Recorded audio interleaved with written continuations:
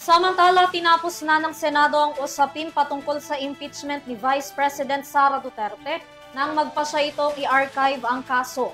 Balikan ang mga naging tagpo sa Senado bago ang archive decision sa report ni Carla Ronquillo.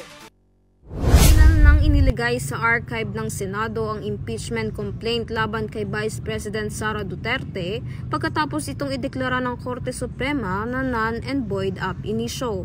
Sa botong 11 ang pabor, 4 ang tumutol at 1 ang abstain, tinanggap ng Senado ang mosyon ni Senador Rodante Marcoleta na sundin ang desisyon ng SC. Ayon kay Senate President Francis Escudero, ang pagrespeto sa batas na may pagtanggap at pagsunod sa desisyon ng Korte kahit may panalo o wala. Sasakdal noon na si Chief Justice Davide, kaugnay din ang corruption. Daang milyon din. Ang pinag-usapan, initiation of impeachment na dapat sole prerogative din ng Kamara.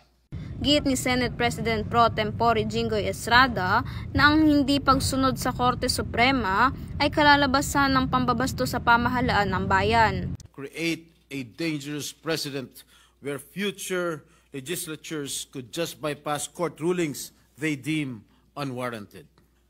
Mr. President, my dear colleagues, there should be a balance of power among the 3 branches of government, and this representation does not wish the Senate to be in a direct collision course with the Supreme Court amid calls for us to proceed with the trial. Samantala, sina Senator Vicente Soto III, Senator Risa Hontiveros, Senator Kiko Pangilinan at Senator Bam Aquino ay bumoto sa tutol dahil nasa proseso pa ang motion for reconsideration ng Kamara.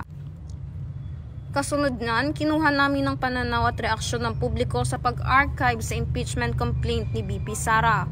Tumanggi mang humarap sa kamera, karamihan sa kanila hindi pumabor sa naging desisyon ng Senado. Naniniwalaan nila sila na dapat pa rin magkaroon ng malinaw na pagpapaliwanag ang bise lalo na kung may kinalaman ito sa pondo ng bayan.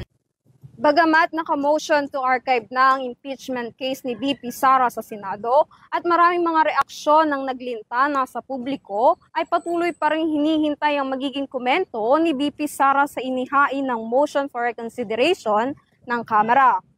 Para sa EuroTV News, ako si Carla Ronquillo, sumasaludo sa bawat Pilipino.